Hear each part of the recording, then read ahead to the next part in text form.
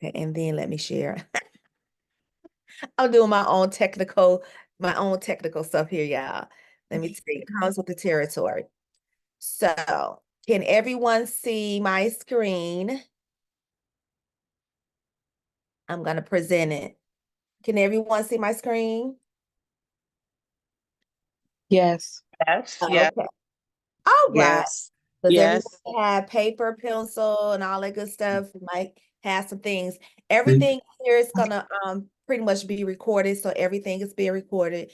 We're gonna hold our questions to the end, and then there's a chat box. The AI is recording it, so I don't know if you all like that, but it's part of the territory these days. So the agenda, I have it, is here. We're gonna go on to the next thing. Um, let me go.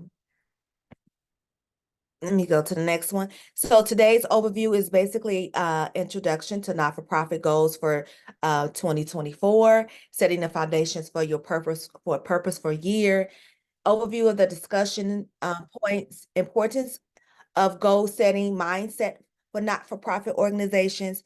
We're going to be engaging the audience with their goals and letter of intent. So one thing I do want to tell you about the mindset of being in the not-for-profit space is that, you know, it's a learning curve. You don't just get it all in one day, in one year. You bite it off in chunks. I started changing Oasis back in 2009, and I was still in the classroom teaching, and I was just basically trying to figure out how to get to point A to point Z. There was no in between. I did everything by going to classes, coaching, um, traveling, eardropping, ear hustling, whatever you want to call it, just to try to figure it out. Because there was no one set guide here in Chicago where I live now. There was no one set guide, and the people that was getting the money was not sharing the money. They wasn't sharing the resources. It's like they got it and they kept it. And I kind of like understand why now these days, but they kind of like kept it and then didn't really share. And the one person that I did find, she let me be a member, and she barely worked with me. So everything is like trial and error. I funded a lot of my things out of my pocket as a school teacher because I knew it had to be something with non-for-profits because everybody will always get this free food at their events. And I was like, well, how did you get that? My nonprofit. I was like, what? So, I am very curious and I love to research and I'm a reader. So if I'm very curious, I'm going to figure it out either way it goes, right? Just like some of you are here on this Zoom. You're very curious. No matter if I give it or not, you're going to figure it out because you're so freaking curious. They say curiosity kills the cat. It does. So I'm so curious. So I'm going to figure it out. I have books all in my room. So it's very cool to have books. It's very cool to read them, to download them, and to share what you're reading and just, share with your family. And this journey shouldn't be just by yourself. Include some of your family, include some of your friends that don't like it. Just include them because this is a journey, right? And it's called Journey of Life and Living Your Life Testimonies. And this is like your baby and you're birthing it, okay? So about Changing Oasis, we do comprehensive training and support. Everyone knows Changing Oasis is a nonprofit organization where we do high school diplomas, GED, certifications. We do all of that. And it comes from my skills of being a school teacher. So I just transferred my skills from being a school teacher into my nonprofit organization. So we equip you for knowledge, skills, and strategies for success. About me, this is my bragging point. You got to brag about yourself, right? So I do events, I do products, services, and consulting. When I first started out as a personal brand strategist, I had several businesses and I just didn't even know what to do with myself. I'm a Gemini. So if you're a Gemini, just say, who a Gemini on this call right here? Who's a Gemini? Anybody else? I will not co-sign Audrey. I'm a Scorpio. I don't co-sign with y'all Geminis, but I feel you though. I feel you, girl. I was all over the place and I was like, what is wrong with me? There is nothing wrong with you. It's just that God gave you so many gifts and talents. You just need to know where to put it, how to brand it, and how to package it. So your nonprofit is one brand of you. You have your own personal brand, which is your name, and then you have your business brands, and they all can come together. And they all need to have some type of entity, whether it's a not-for-profit, an LLC, a S Corp, a C Corp, a trust. Just make sure it has some type of entity. So at the end of the day, you can bill, you can invoice somebody, you can network, you can partner, you can get those things, but have those things in order. So when I first started out, I didn't know what that all was. I just, figured it out. So, um, full force going forward.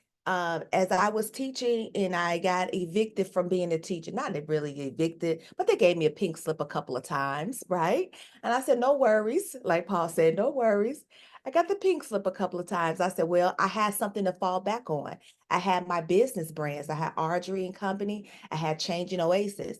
And so while I was building it, I was able to fall back on some of the things I had built while I was still in the classroom. So up until the pandemic, I was not getting any funded. I've been self-funded. Had I won any grants? Little and few, little to few. Could I have won more? Yeah. Was anybody teaching me? No. No, nobody. It's a journey. But if you are a writer, if you are a speaker, if you do podcasts, you're a writer anyway. You just have to craft it to your tone, to your speech. So back in 2021, I had first got my grant from the government. It was a grant to help with the learning loss for my school. I was awarded $50,000. And to be honest, guys, this particular grant I was not in charge of.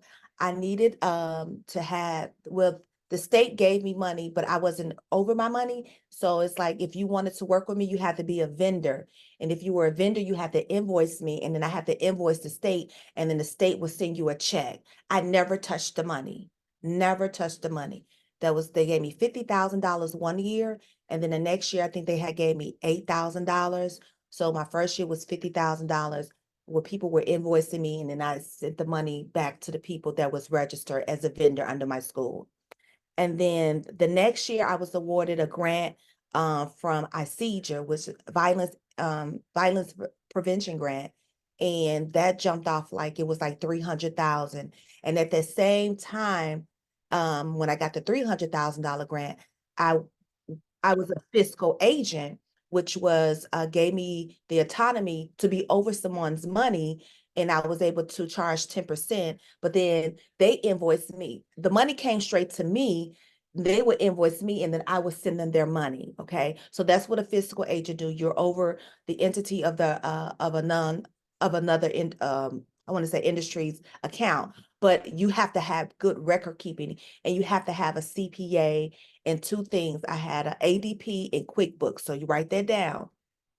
I had an accountant, CPA, and QuickBooks. Those are three things. You might not need it now, but you can source those things and start researching who would you like to work with.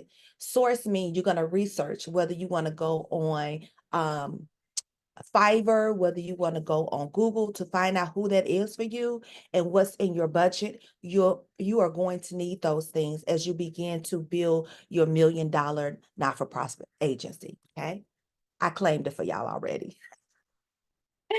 And then this year, 2024, awarded another grant.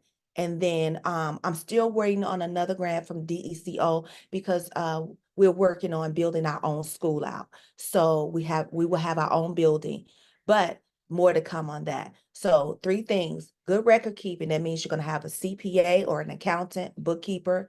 You can find those things on Fiverr. QuickBooks, and if you have payroll or any such thing, you're going to do ADP. You might not need all that now, but just know that that's going to come. So who's on my team? Of course, I have Mr. Paul Pearson. He's here today. Marquita Dorsey and Val Lanfair. They are part of the team. And some of you are part of the team already, just don't know it. And I'm going to get right on over to Paul because we don't want to waste any more time because I know it is already 25 after. It's 25 after. So I'm going to let Paul take it over while I do some calls and some damage control here. Um, And if you got any questions, could you hold it to the end or put it in the chat box? I'm going to be looking at those questions, and then I'm going to let Paul take it over. Thank you so much, Audrey. Good morning, everyone. How are you? We're going to do some Good interaction morning. here. Good morning. There you go. Unmute. Hey, Uh, Paul. Good morning, Carolyn. First of all, we should all thank Audrey, particularly in the non-for-profit space here in the city of Chicago and throughout the country, to be quite honest with you. Our communities tend to be marginalized in the nonprofit space, meaning that folks start non-for-profits every day. Someone is filing their paperwork this morning as we're having this conversation. Sometimes they don't have all the knowledge that it takes to actually secure that bag, so to speak, or to actually get the grant. What does that mean? What does that look like?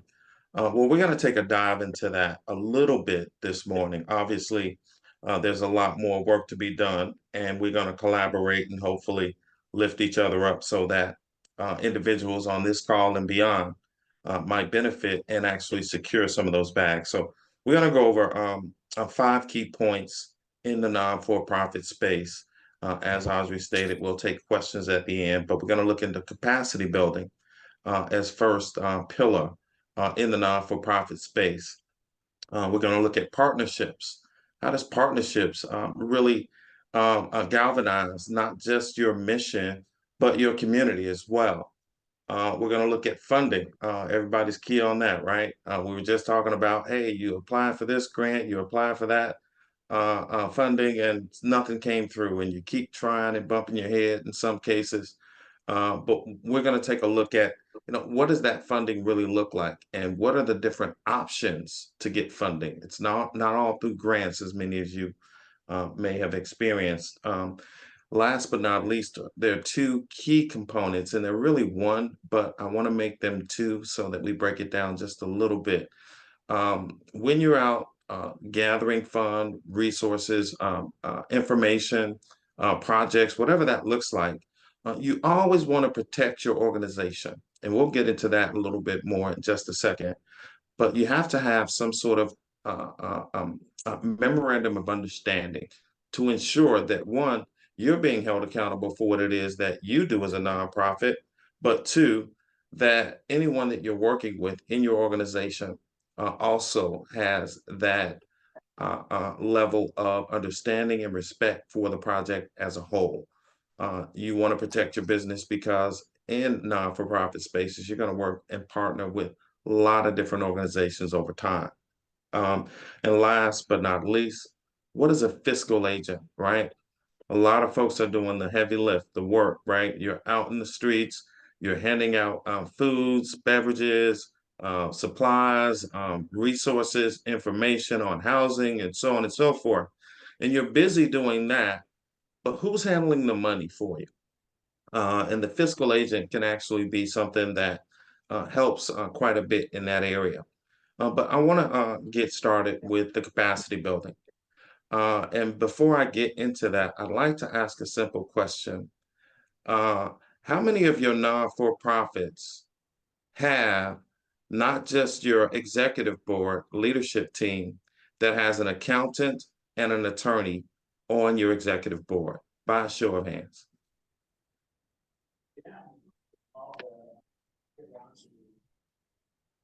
All right. Would anyone like to talk about what their executive board looks like?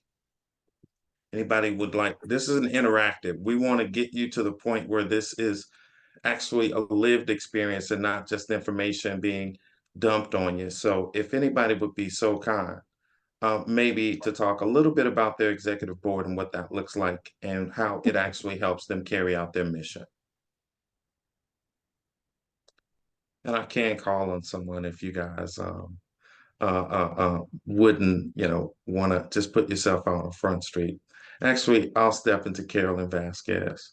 Carolyn and I have worked together. Actually, she's working on a grant that she just received rather, for organization Think Rehemption from the state of Illinois, Illinois Community College Board.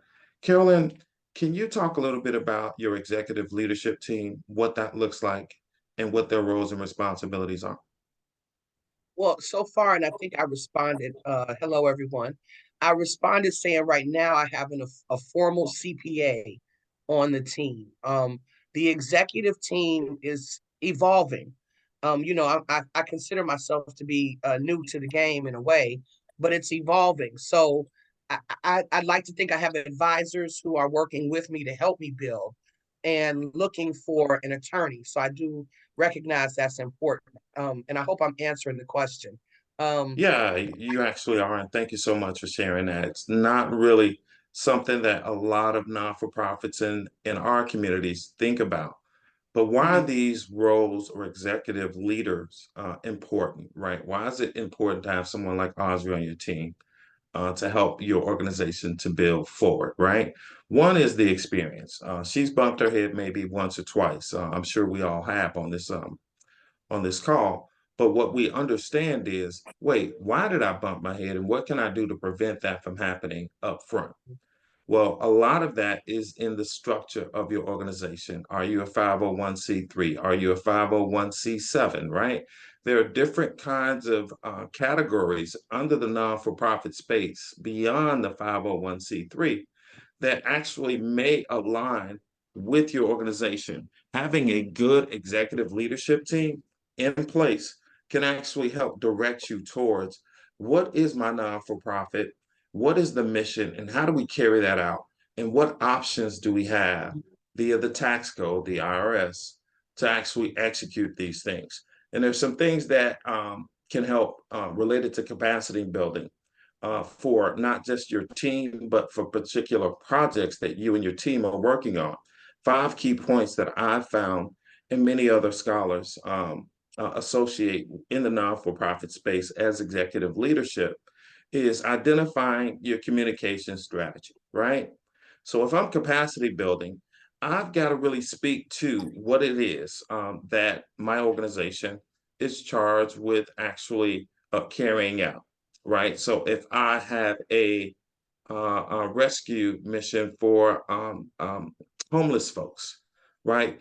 How do I speak to that audience? How do I speak to the folks who might be interested in supporting my organization in doing so? Right. We don't want to get into the deep dive, but those are some of the things that you want to think about up front. Because if you can't communicate the message, you're going to apply for these grants. You're going to ask for funders to give you dollars, and if they're not getting that clear, distinct message, you just go into the recycle box, and who knows? Maybe they'll get back to you. Maybe they won't.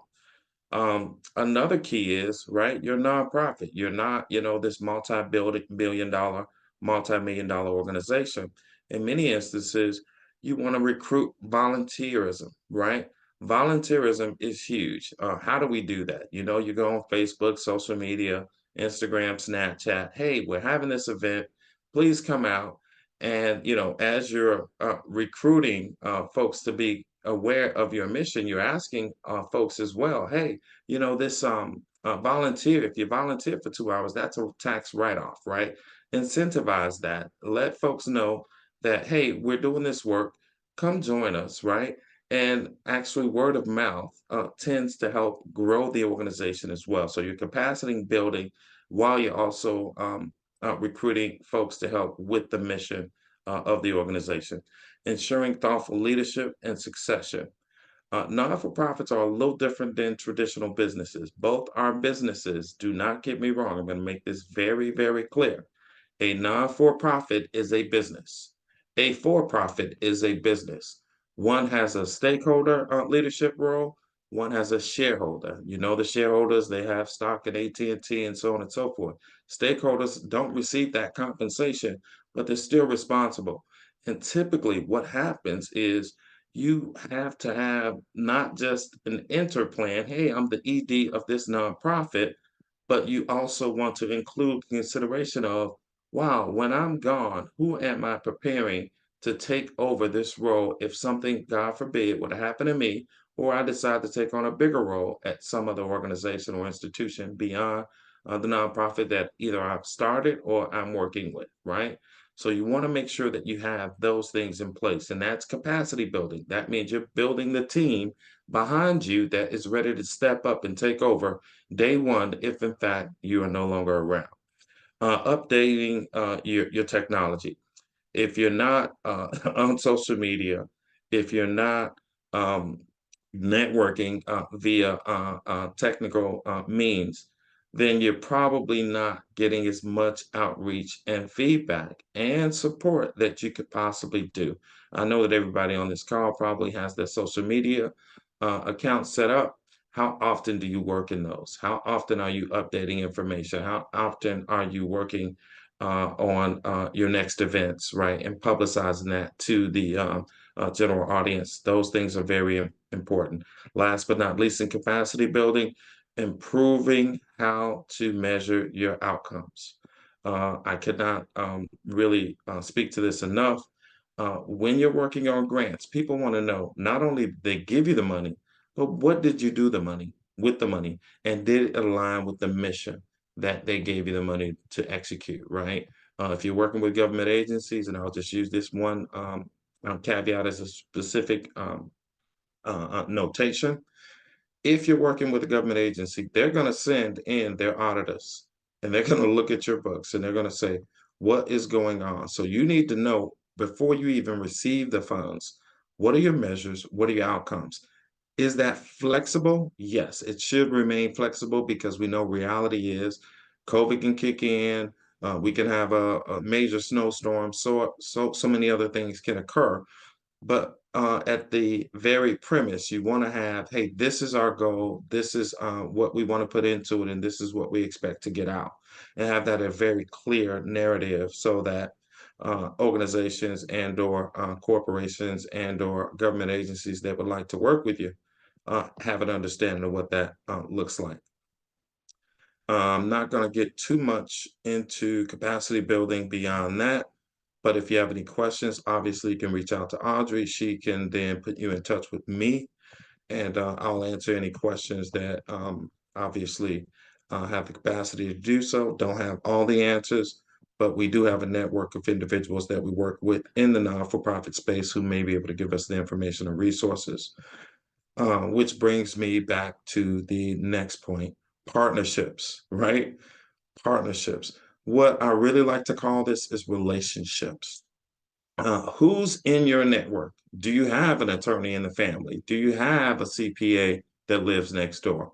Do you have a corporate executive who is looking to offload some of the year-end budget towards helping non-for-profit organizations? What specifically are those non-for-profit organizations that that corporation is willing to support, right? All those things matter. But I just want to really keep this really succinct. Networking is key. How many nonprofit events in the space that you're serving do you attend a year?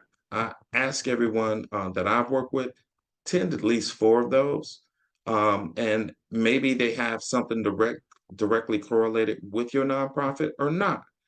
Sometimes we get in these boxes and we just stay within those frames, and we're not realizing that they intersect with other missions that sometimes include what it is that we do. Why is that important? Because maybe you don't get the grant, maybe you don't get the funding, but you might have a relationship with someone in that room who's looking for what it is that you have to offer, and they can add you on as a sub within their grant, meaning that you're not the direct fiduciary, but you actually execute a portion of what that grant is calling them to do. Many non-for-profit organizations are laser focused as they should be, but they also need alliances and partnerships in order to make sure that they can execute the fundings that they've received. So that is a really good way to actually not just build relationships and partnerships, but to actually grow your non-for-profit in that space. One caveat, if you do go into a partnership, again, make sure that you have a clear understanding of what it is that your role and responsibility is, how you will get paid, when you will get paid, and most importantly, why you will get paid if in fact there's some issues. And I'll tell you this, a lot of folks do receive funding, and unfortunately, you have to be your own fiduciary to ensure that whatever promises were made by the lead organization are executed. But again, if you have an issue or concern in that area, please feel free to reach out to Audrey, and she can reach out to me. And if we can, we'll try to find a solution to the issues. And next, we want to step into a really, really, really big piece of what's going on in the non-for-profit space. Let me ask you guys one question before we dive into this. Capacity building and and your fiduciary. When you're doing capacity building and you're relating it back to your fiduciary, we're going to get to fiduciary in a second. You want to make sure that you are looking up these organizations that you are partnering with. What do I mean by that? There are various means and ways to actually look up a non-for-profit because it's a public entity and it has to submit to the IRS what they're doing, how much funding they receive, so on and so forth. You want to make sure before you get into a partnership what this organization is and what it does. You can do that in various means, but we don't want to hark on that too much because now we're in a part where we're talking about funding. Funding is always the fun thing, and non-for-profits, I've run into quite a few.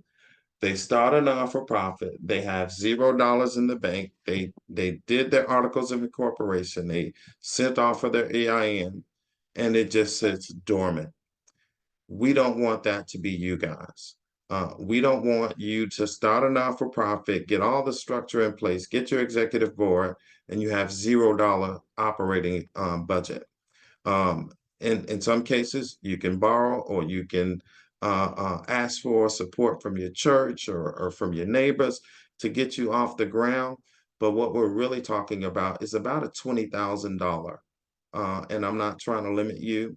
Some folks can start it with $2,000. Some folks can start it with $200 to be quite frank with you. But then there are those other folks who saying, hey, wait, I've got a few dollars. I'd like to put this towards my non-for-profit. And that takes $20,000, maybe give or take a few $1,000 to really get things off the ground. What do I mean by that? Wow. Well, you're going to actually, along with your executive team, which is not paid, you may need some support from what they call an administrative team. The administrative team handles two or three things, right?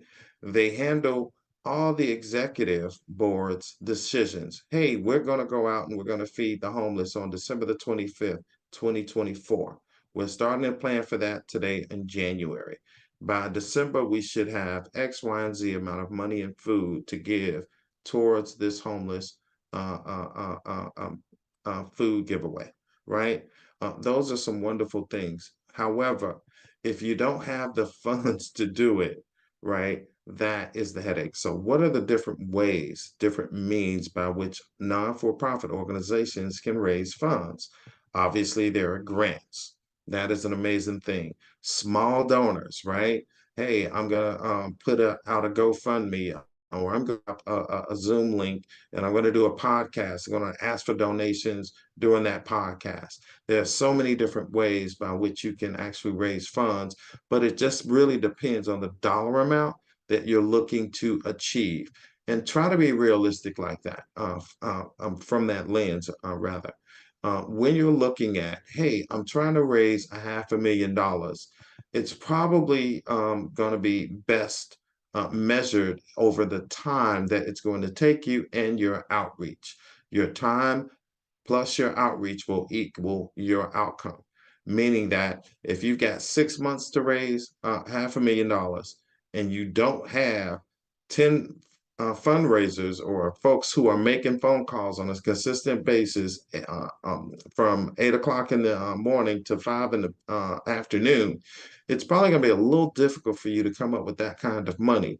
However, if you make a more realistic goal, is, hey, we want to raise $50,000.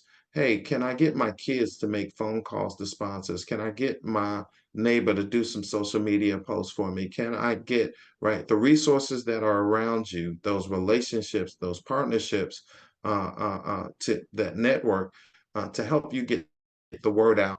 And before you know it, believe it or not, $1 or $2 donations can add up.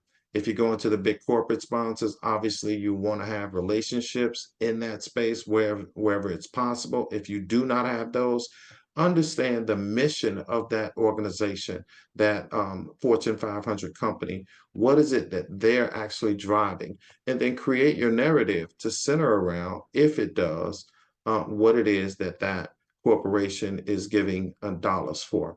So that is very, very key. Of course, my phone does not stop ringing, so I do apologize if you hear it in the background. Please forgive me.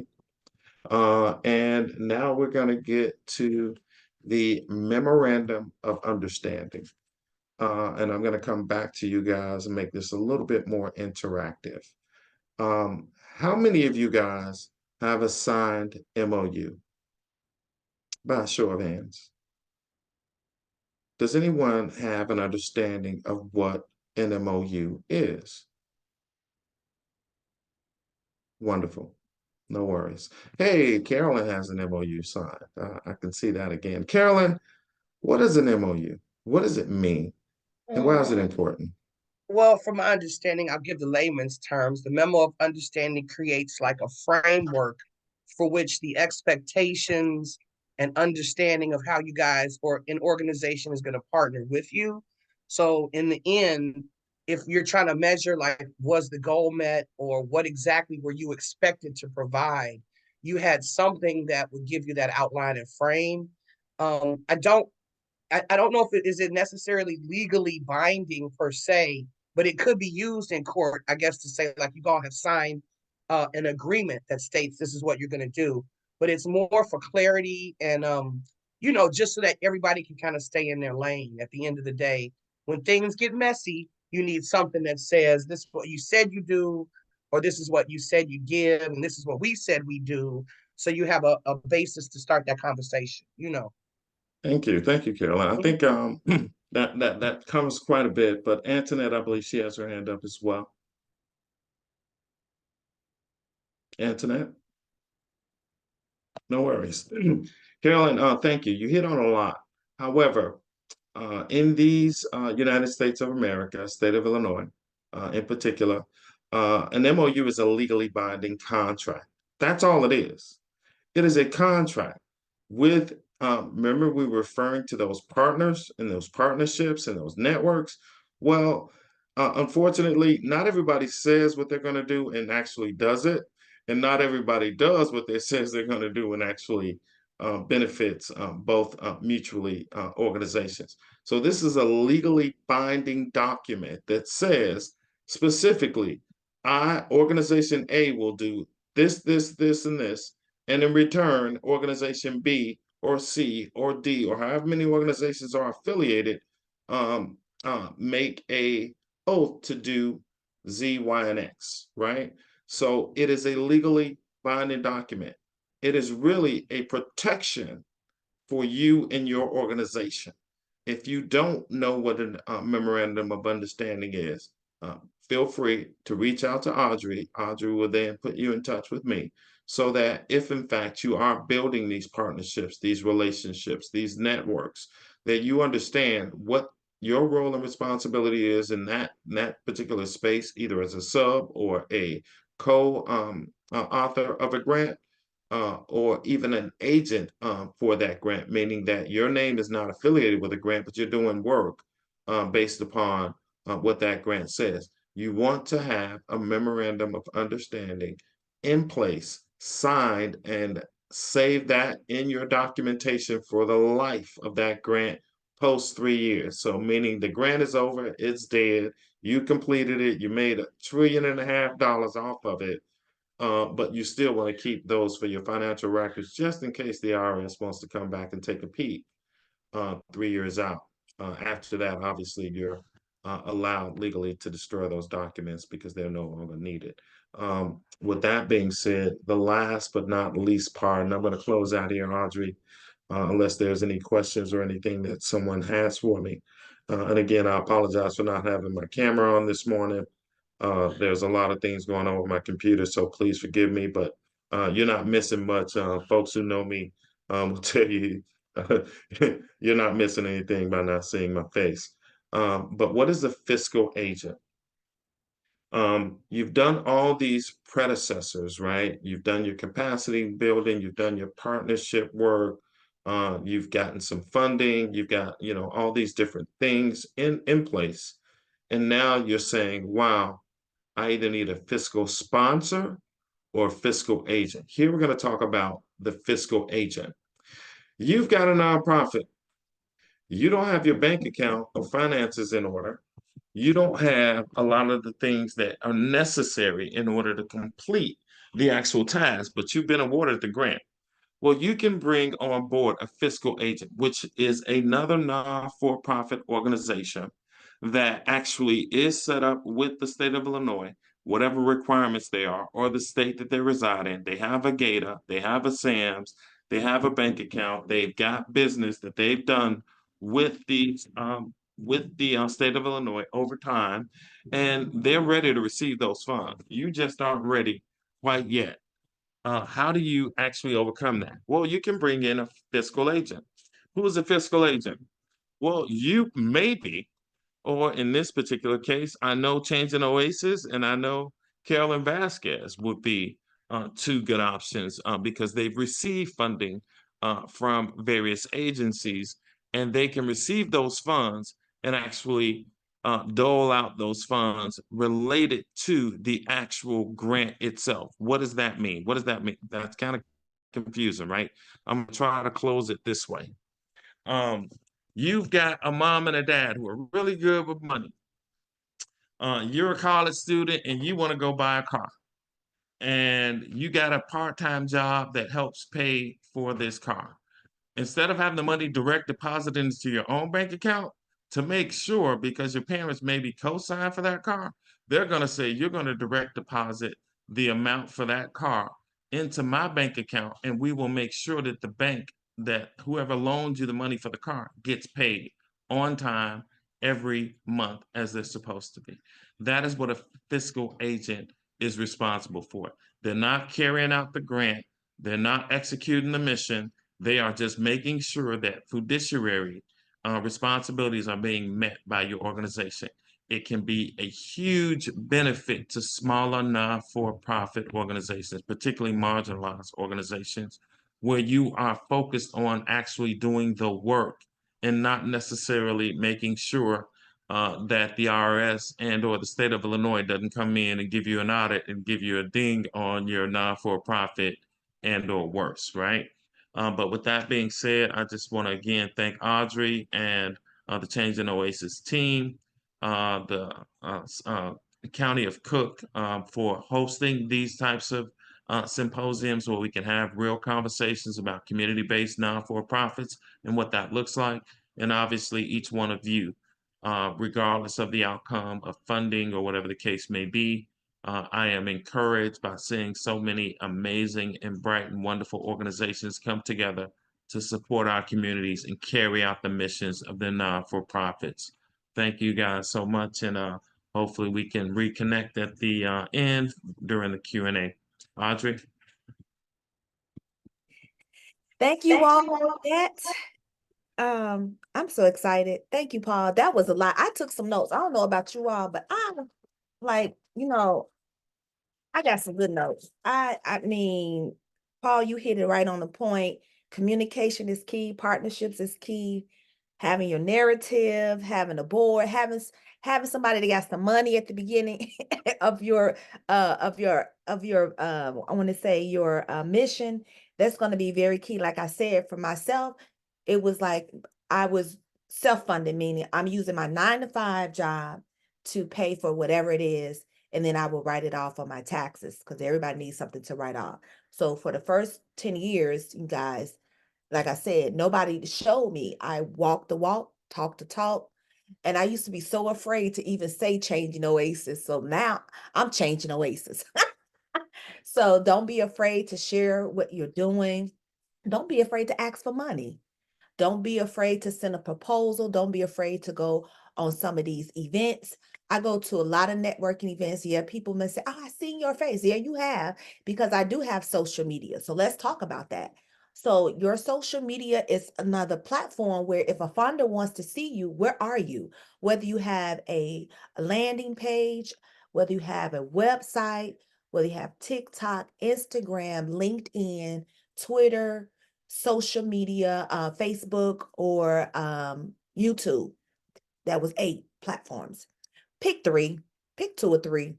Go where you're already sitting. Don't make up something new, but just have something, because if you're going for a grant, whether it's for profit or not for profit, they might ask you for that link, and you're just gonna grab it and put it right there on the link. Okay, so again, making sure that you make your presence known. And anytime you're out there doing something, you just want to be able to post it, whatever that you're doing on your social media. Okay. So I named 8, but you can just stick to 2 or 3. You don't have to be all over the place. Like, me, you don't have to do that. You don't have to do that. If you are having events, you can post it on your page. That's a good way to interact with people, to let them kind of like know what you're doing. And then also, don't forget, you can also serve at some of these events to let people know what you're doing. And I do like the idea of, if you don't have any funds coming in, and how you could be a sub, and then how you can also partner with someone, just making sure you having that MOU that will help you get off and running. Okay. I have someone that was calling me. Kim, could you make sure you reach out to the young lady? I don't think she can get in. Give me a second.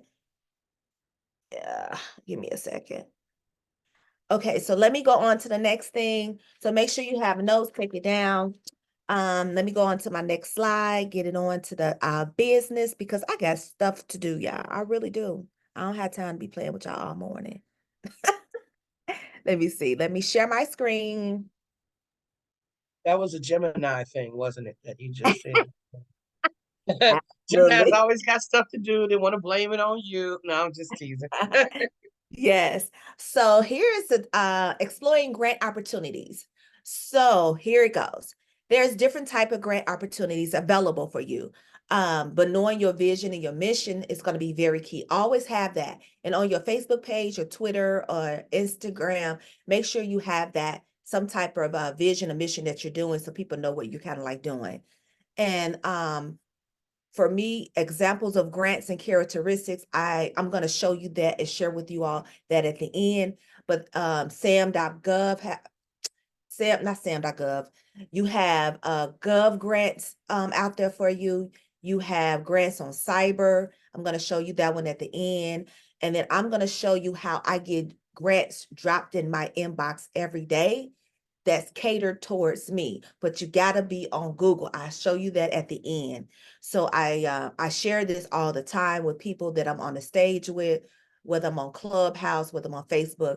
I use Google alerts to alert me on grants that's geared towards my mission and vision of my own organization.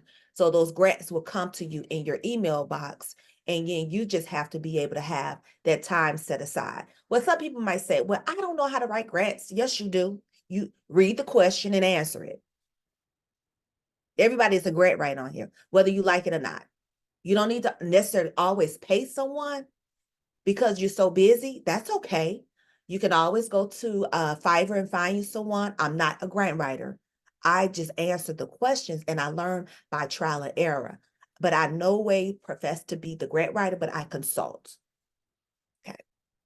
I'm going to show you some of those tricks at the end, so you'll know where to go look for these grants and how to apply those, so you can have at least 5 or 10K at the end. Okay.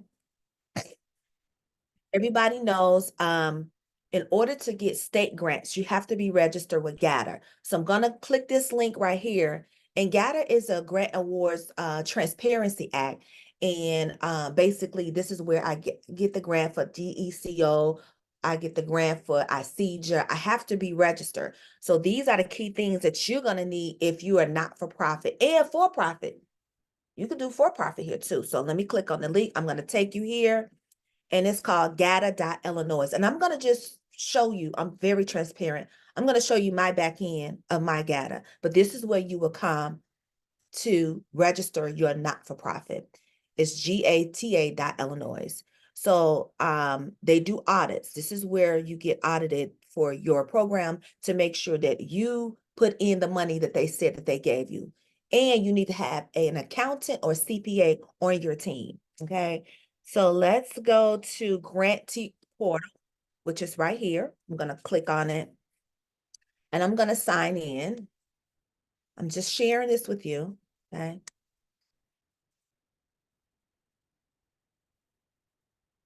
Let me sign in. So here are the things that you're going to need. SAM.gov, which is, you have to have a SAM, right? That's part of being in good standing to get a state grant. You have to have an EIN number. You have to be registered with the state of Illinois. And you do not want to be on the stop payment list. You do not want to be on the stop payment list. They will stop your payments. Every year you have to do something called Fiscal and Administrative Internal Controls Questionnaire. It's the ICQ. That's more like record keeping. Remember, I told you, you got to have like some type of bookkeeper, an accountant, understanding of how to do record keeping. So you can kind of like do the first year by yourself, but you don't want to go beyond doing it without someone that knows about record and bookkeeping. So every year I have to do record keeping and bookkeeping. Okay. So this year, let me see here. So this is what's due on mine. And this is my accountant, Willie Dover. If you want to connect with him, he's my CPA. Yes, he is. They collect data. My data is due. If I don't turn in this data, it's going to be a problem. It's red. And then up here, you never want to be red up here, because if you're red, you're not going to get through. So you want to make sure you take care of anything that is red. So for me and my accountant spoke the other day. I have to reach back out to GATA to let them know what's going on. But this is where they will see where you are getting your funding. So my funding right now comes from ICEJA. Remember the grant I told you about, the grant for $300,000. They will register your awards in here. You will get something called a NOSA. That's your Notice of State Opportunity Award. This is where they will upload your funds in here and they will see, did you do what you said you were going to do? Okay, that's the GATA. Let me go back over here. So how significant is the GATA? It's very significant because you want to be able to make sure that you are registered with the state in order to receive any agency funding from federal or from the state. In order to get state funding, you must be registered with the federal. And I'm going to go over there to that one right now. So the key compliance is making sure that you're registered with the state of Illinois, and then also making sure that you're registered with SAM. So let's see what SAM looks like. I'm going to click on SAM. Here, this is where I'm going to sign in.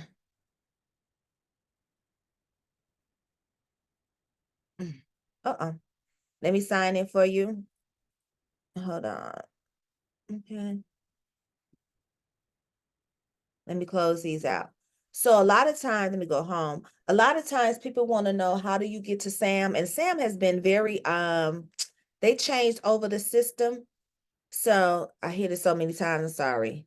So basically, I hit it about 5 times. Okay, hit it so many times. So SAM, this is where you will register your business. A lot of times when you register and get your EIN number and your articles of incorporation, that's what you're going to need to do in order to register for SAM.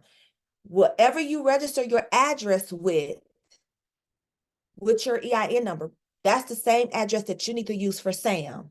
That's the same address that you need to use for SAM. That's the same address that you need to use, because if you are not registered and you got different addresses, it's not going to pick up, and then you're going to have a problem with SAM, because everybody is trying to start a nonprofit and then the government is trying to catch up. So you have to make sure you have all of that together.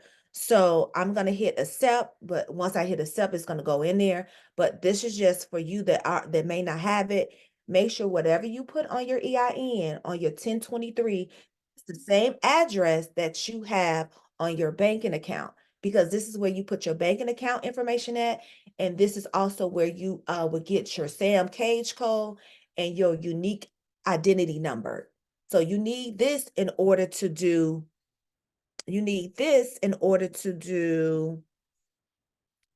this. Because remember, in order to be registered in GATA, you got to have what? SAM.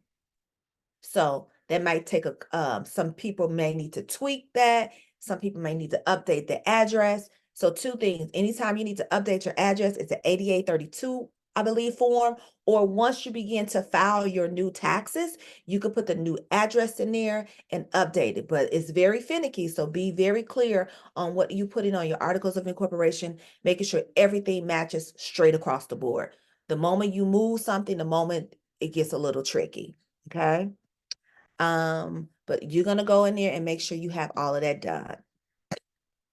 So streamlining that process, make sure you have all your documents. And I normally, guys, I create a folder and I open up Google Docs on your laptop, create a folder just for your 501c3, okay? Create that so you're not all over the place looking crazy when they ask you for these different forms.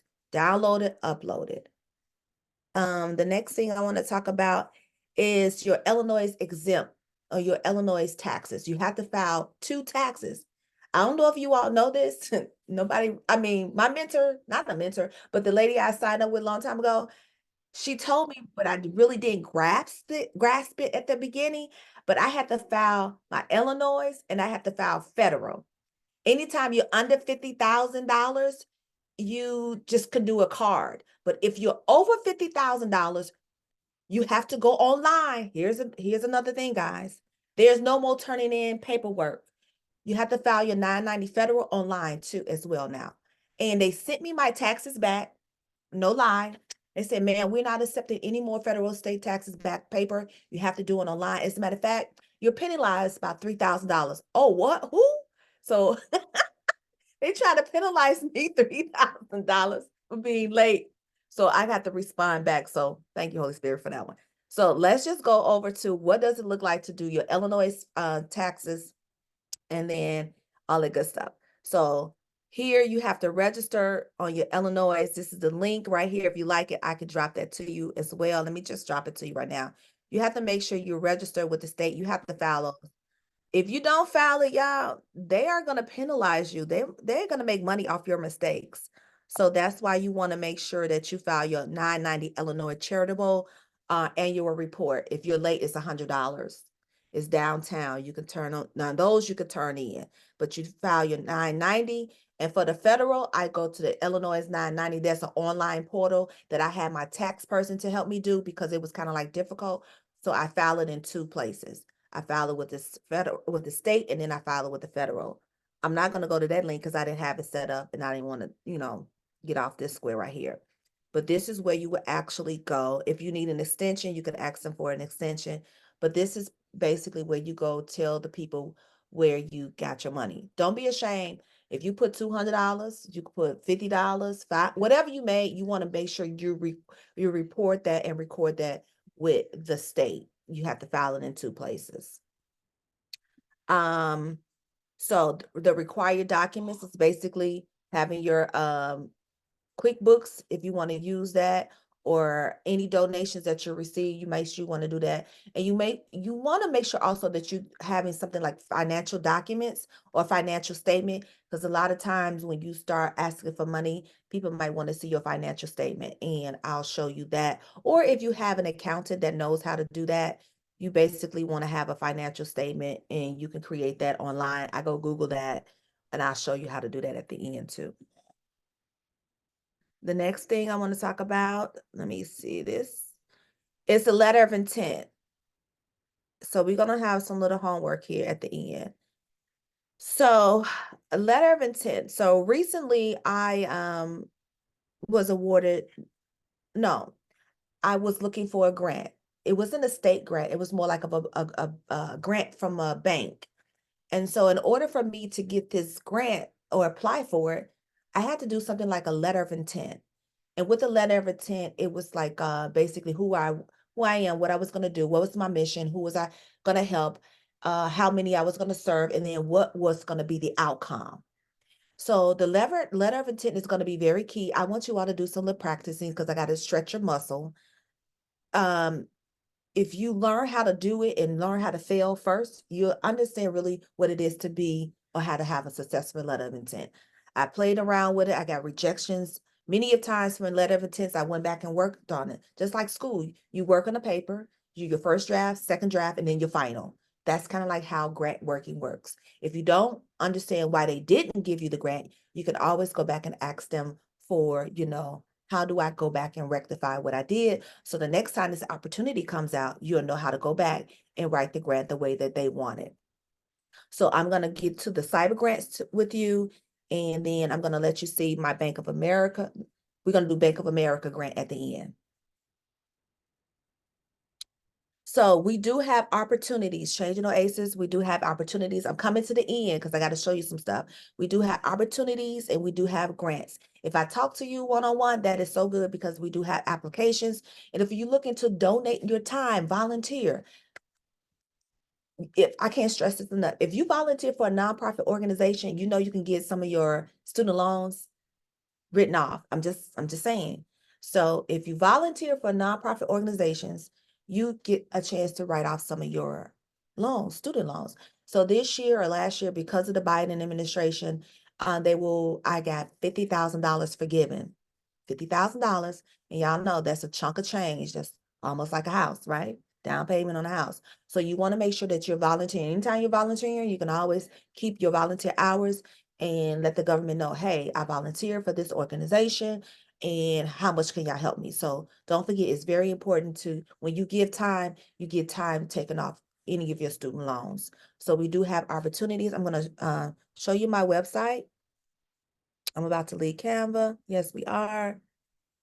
So this is my website. It is Archie Woodley, and it's a Wix website. I don't even trip. I have a couple of websites, but I do coaching, and then we also do online tutoring. We do workshops. We're going to have workshops on Saturdays. So if you don't have a high school diploma, if you want looking to get into an apprenticeship program, or if you even looking to get into the beauty business, we're going to be able to do some of those in the community on Saturdays. Okay. So that is coming up in January, February, late February, early March. Just letting you know now, those are going to be opportunities for us so we can continue to build our business and then to continue to support small businesses and not-for-profits. The next thing I want to tell you about. So here's homework. Now, here's some hands-on opportunities I'm about to do with you guys. Are you guys ready? Sure. Okay, so if you are a non-for-profit, you can go to cyber grant applications. I'm going to click on here. Everybody needs to have registered with Front Door. Everybody on this call, if you're a for-profit or not-for-profit, you need to register with Front Door. Why?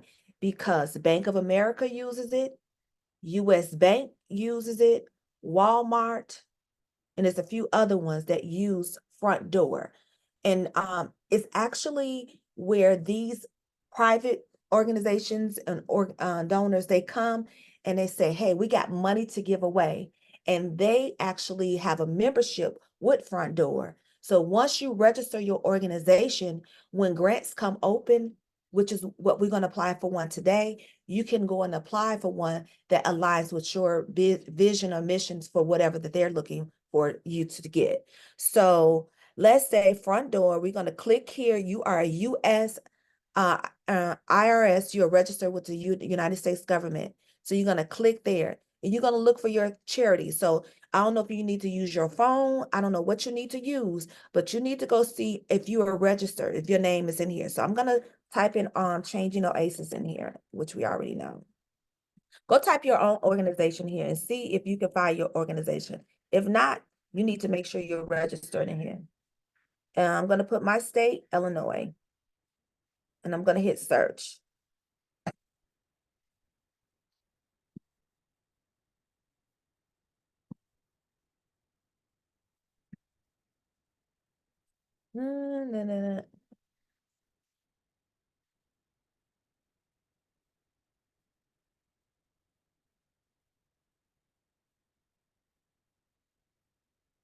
I'm just searching. See. Okay, so I can see mine. I'm gonna stop sharing my screen, and then you all can see the changing on aces in there. I'm gonna stop sharing my screen, and then I'm gonna wait on you guys to let me know if you can find yourself in there. Okay, Carolyn, I asked your question. Let me know if you found your organization yet. Well, If I you, know I'm not. I know I'm not registered, Audrey. I probably should just register. I never really, honestly, I never knew about a front door or cyber grants like that. I'm gonna need you, yeah, I'm gonna need you to register. This is gonna be some extra cash that don't have nothing to do probably with your bigger organization. Like you going for that big money with the state, but this could be some little money that you can build Yeah. with $1,000. So make sure you register with Front Door. So So you're I'm asking us to do that now? yeah, yeah. Oh, okay. Even if you can't do that now, make sure that you got that on your list of things to do Saturday when you up not doing anything. Make sure you register with that, okay? All Remember, I nonprofit. registered. Okay, that's good. You remember they gave me all that money, Audrey, on that. That's the organization that messed up. Remember, Um, they gave me like $6 million and then retracted. okay, that was with the That's ComEd. Front door. It That was was front door. ComEd It front was it door. was front door. All that together. Remember, front door, another one, and they Okay, retracted, and I screenshotted it. That's the same place, but they do give you checks. yeah, they do It give don't you. be a lot. It's not a lot, but it works. Sometimes it's $7.50. Sometimes it's $37. Okay, So you're yes. right. So I'm gonna share my screen one more time so you all can see. I register in who is this? Let me see. Okay. Let me share my screen one more time. And then I'm gonna share with you.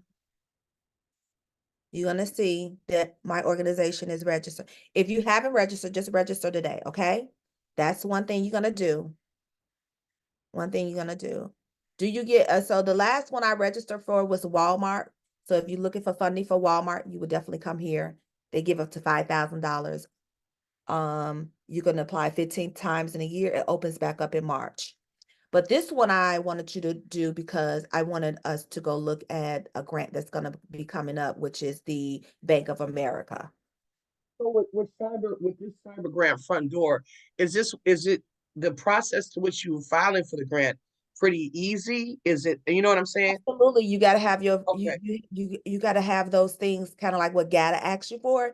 You're gonna Okay. upload those. So everybody, you should have a EIN number.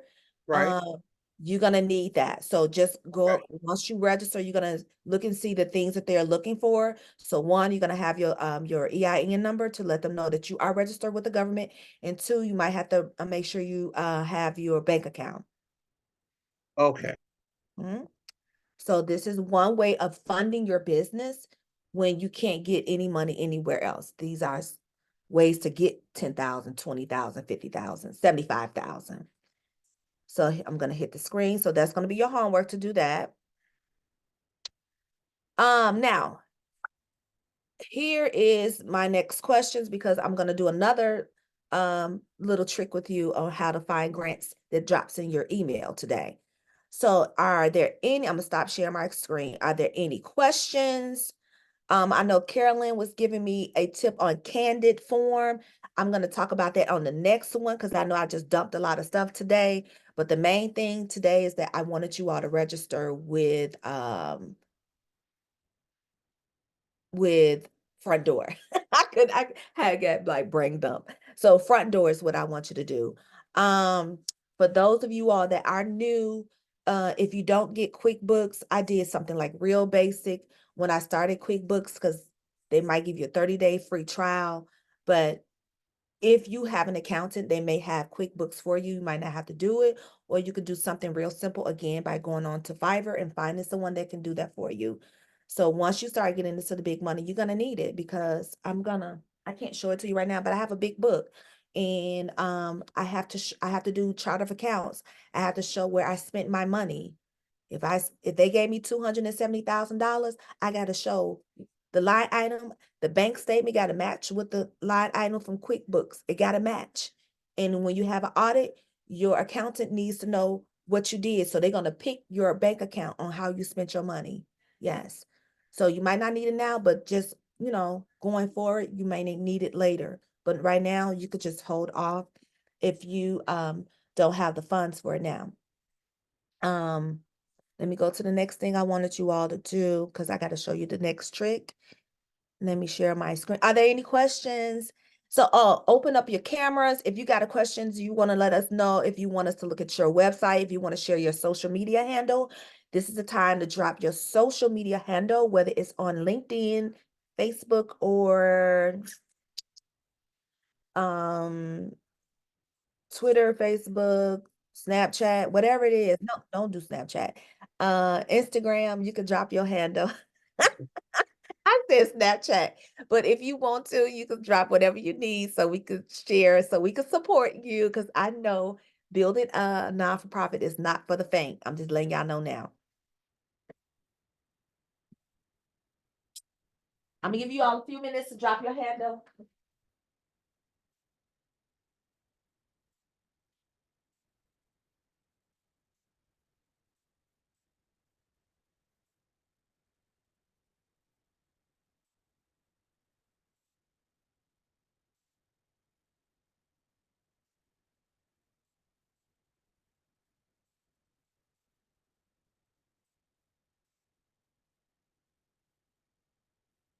Okay. Give you a few minutes to drop your handle. And let me, I gotta charge up, you guys. My battery is about to die. Our next meetup is next month, so y'all gotta give me a minute. Okay. Calendar. Okay, so okay, cool. Okay, thinking redemption. Okay, cool. Okay, let's go to the next thing. Let me share my screen. Q&A.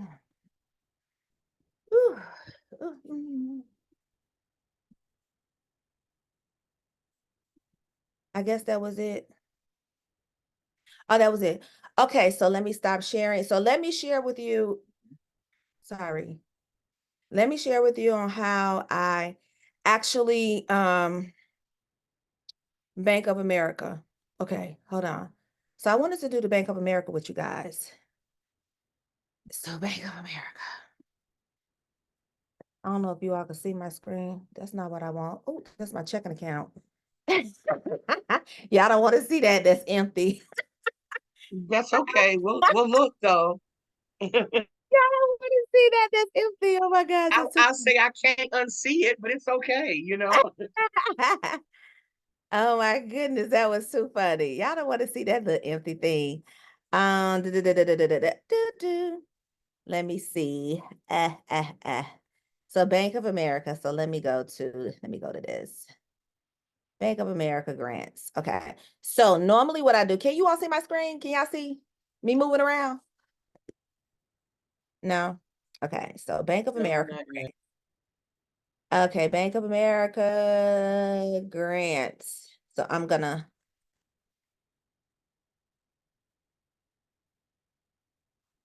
Bank of America. Hold on one second, guys. I thought I had this. So Bank of America has charitable foundations, philanthropic. So I'm gonna drop this link in here, and then this is kind of like I'm gonna give it to you guys right now. So don't fret. So I'm dropping a link to Bank of America.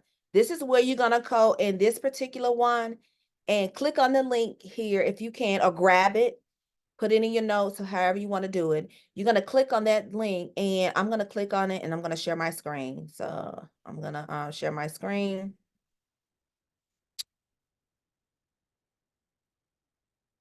So I'm in here now, right? I'm in Bank of America. And basically, you're going to scroll down. They have some funding opportunities. It opens up 1/22, and today is the 19th. So you got 3 days to start this, to start looking at how you're going to apply for this. So you're going to read what they do, right? So at Bank of America, you can read that on your own. But basically, through their partnerships, they support vulnerable populations, including working families, youth, seniors, individuals living with disabilities, veterans, and those impacted by the criminal justice system, right? Enabling them to move forward in their goals. So there's going to be 2 requests. They call it requests for proposals, RFPs. You're going to look and see, hey, can I get that? Sure. So let's look and see what they fund. Health. They do prevention, access to health care, food access and nutrition, stabilization, services for the homeless. This is what they're going to be funding. Jobs. So employing youth, training adults, removing barriers to employment, academic institutions and students. Affordable housing. So if you have anything with housing development, minority home ownership programs, pathways to stable housing, sustainable development. If that's you, there you go. Neighbor revitalization. Here's some key examples of what they fund. Small business resilience. They do all of that, right? So let's get to what does the application look like. So I'm gonna go back up. And let me see. Go back up. Let me hit. Making an impact. Responsible growth. It's the application link that they have here. Hold on one second. Hold on. I'm gonna drop the link. Give me 1 second. Let me go back. Local impact strength Chicago.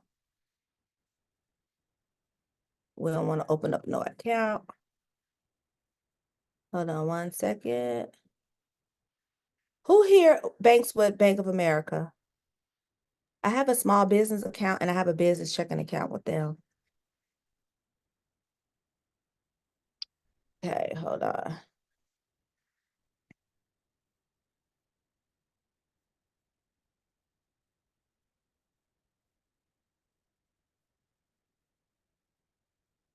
No.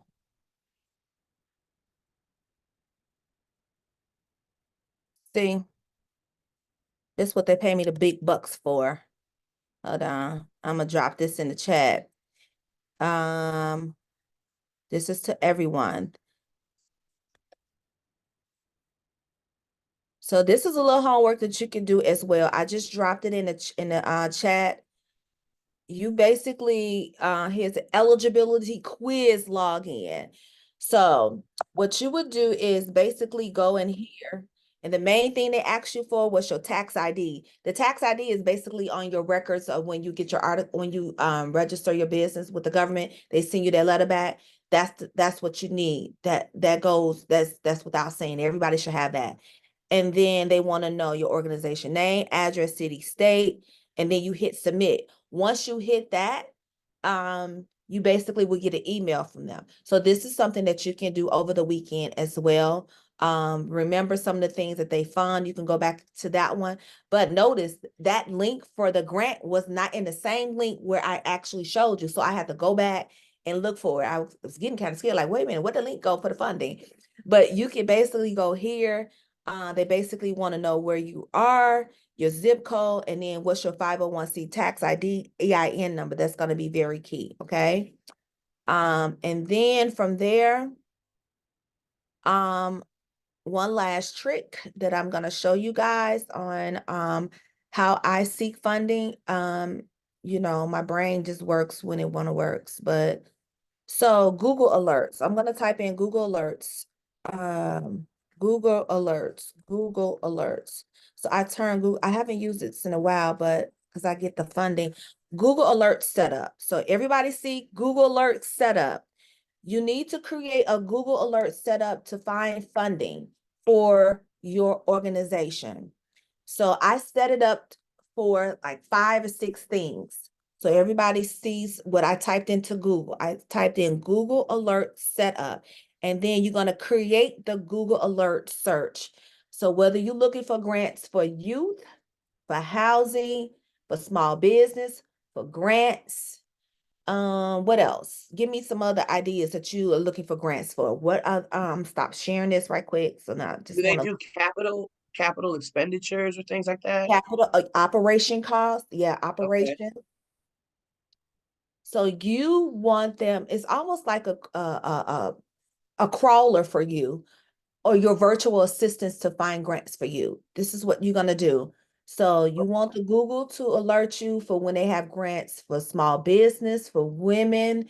It could be for housing, for shelter, capital development. It could be for going back to college, whatever it is of your vision or your mission for what you're doing, the Google alert can alert you. So let's go to, I'm going to show you an example of how I'm set up inside of my Google alerts. Okay, I'm going to go here. So I'm going to share my screen. I'm going to go to my Gmail, and my Google alerts are set up like, I believe it's going to come right here in social media. So if I have my Google alerts set up, let me just type in Google grants, grants. Let me just type in grants. Let me see. So Google Alerts. So you all see everything that said Google Alerts. That's because I alerted it. I did education. You could do Google Alerts for anything in Atlanta. You could do Google Alerts for Houston. You could do Google Alerts in any state that you want it to be. So let me go back so you can see how I did my Google Alerts.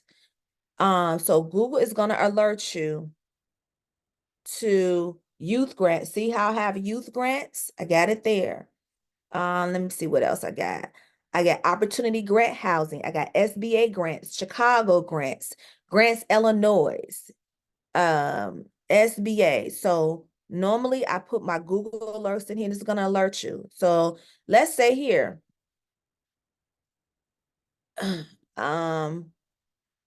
you can register to build a stronger nonprofit funding. They got something January the 23rd. This is a good place to go, you guys. I always say, try to go to as many free events as you can, but don't get overwhelmed. And like Paul said, you want to at least go to 4 events to meet and network with other people. Okay, so let's go back to Google Alerts. Did anyone come up with what they wanted to for their Google Alerts? I'm going to close this. I'm going to close that. I gave you all that. Got that. Does everyone have where they want to go for their Google Alerts? So you're going to click that into your Google Alerts, and then you're going to set it up. So let's go back to that one. Oh, okay. I'm sorry. You couldn't see my screen. Let me share it one more time.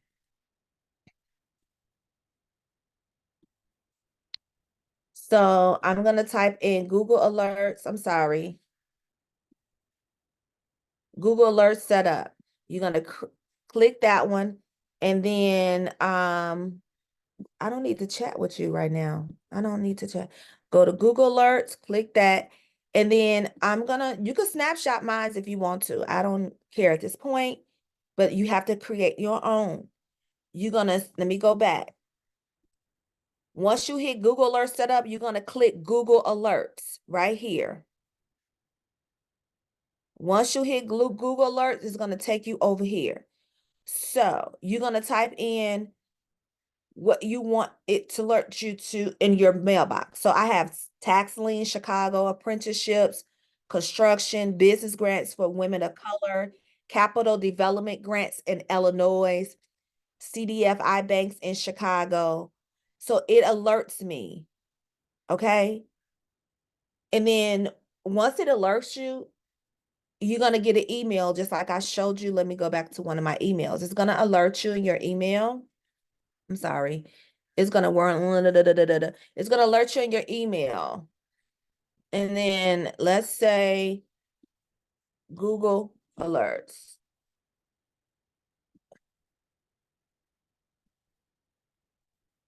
And I have Atlanta. Why? Because I wanted to do something in Atlanta. So I could say Google Alerts, Women of Color grants. So they got the Chinese lab. No, I don't want that one. Capital Development grants in Illinois. So they just gave somebody 2.8 million.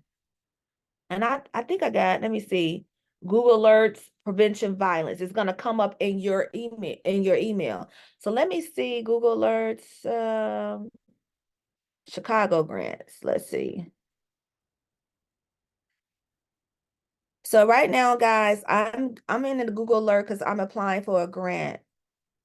But they're spending 150 million to upgrade vehicle electrical charging. You might be able to apply for grants right there. And then I also use Grants Illinois.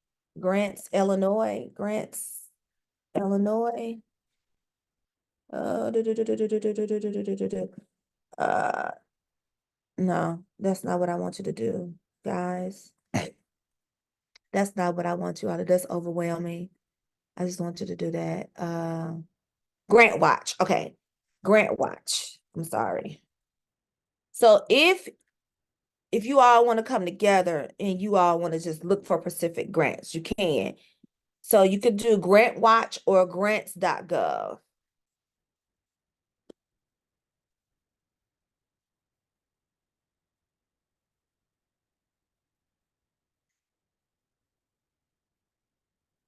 You would come here and you will register grants.gov and you can apply for grants there. So I'm going to give you, and if you want to hire a grant writer, you're welcome to hire a grant writer. But like I said, everybody on this call is a grant writer. Everybody. That's one. And then here's the other one. Well, Audrey, I have a quick question. This is Yeah. Carolyn. Mhm. So when you look at like the Bank of America one, I'm looking at it, right? And I see pieces of it. So let's say I have a program, but I really want them to just underwrite or support one part of it, like the transportation issue. Do you Okay. you're writing the grant to say, here's the bigger program, but we just need you all to fund like one section, right? That's Absolutely. okay. Mm-hmm. Let me stop sharing. Yeah. So your homework this weekend is to make sure that you have that you're going to register with Front Door, because Front Door is going to get you in the front door. You want to be able to apply for funding for Walmart. You want to be able to apply for funding for Bank of America and as well as US Bank. Some of them will require you to do a letter of intent. You can also apply for GATA grants if you are, I'm sorry, you can apply for any state grants once you're registered with SAM. If you need help with SAM, you need to just inbox me or email me, and then one of the supporting teams will work with you, getting you that work done. Let me make sure I got everything covered for you guys. And then our next meeting, of course, is going to be February, right? Yeah. The 9th, 2/9. If I need to move out, I'll let you guys know. Things come up. It's been kind of crazy over here, y'all. Are there any questions at the time? Because I have literally went over my time, but you all know, Grant, to do foundation work is it's a lot of work, but I love doing this, and it shouldn't be that hard after you really get into the groove of things. I went over everything from the team to building relationships to looking for grants, the GATA, the SAM, your Illinois 990, your letter of intent, opportunities, and how to register. So when you come back, I want to hear you say, hey, I registered for this.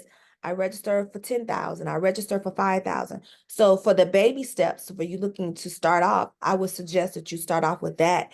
And then to get into the bigger grants, you can definitely work with other organizations, making sure you have the MOU. I'm sorry, I wasn't talking to the camera.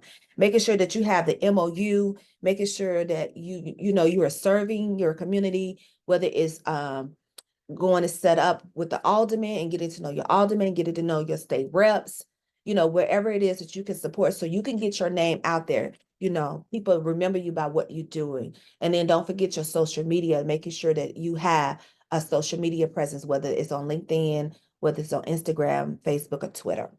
I'm Arjie Woodley. I'm about to check out. Are there any more questions before we end this particular tutorial that I did for foundational building? And thank you to the team and everybody that came here this afternoon. And thank you guys again for your patience, because I know it was kind of crazy when I first started out. Are there any questions before we log off? Well, I want to thank you, Carolyn, Kimberly, LaQuanda, um, Candace, Jazz, Grady. If you guys got any events coming up, please let me know. I'm going to be doing something coming in March, because when you have a not-for-profit, That don't mean that you're not supposed to make profit. Come on, come on, come on. Exactly. Audrey, before we close, I just Yes. wanted to thank you and this amazing presentation. Yeah. Folks, grab your friends for the next month. I think we're gonna have some amazing speakers in. I think Audrey mentioned, hey, get in touch with your legislators. Well, we might bring your legislators to get in touch with you on this event. So, thank you guys so very much for all that you're doing. Yeah. Stay motivated. Reach out to Audrey if you have follow-up questions so that we can be ready for next week, right? And Yes, again, so we're thank you gonna so be much for ready. your time. Yes, yes. Thank you There you guys. go. Thank you, All right. LaQuanda and Candace. Thank They you. hung in there. Quick question, Audrey. We will receive the replay, right? Yes, those of you that signed the NDA non-compete, I will give it to you. Yes. Okay. Send it to me and I'll send you the NDA. Well, send me the NDA again. I got on, Okay. I got on Okay. late. Okay, Jazz, any questions? Any questions? Now, everything that you actually kind of covered, I already, you already put me through I call it the ringer. You already put me through school through it. I got it already. The only thing we Okay. need to do is the other thing we did with the MOU. Remember we did with the grant, so we can do that again. But other than that, GATA Okay. and stuff, you're not gonna get it once I do the other stuff. So, Okay. so perfect. You did a good job. Good job. You're registered with Front Door, correct?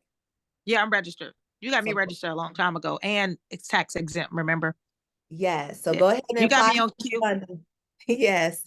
Everybody, I Yeah. want everybody to say 10. When I hear y'all next month, I want to hear y'all say 10K, 10K.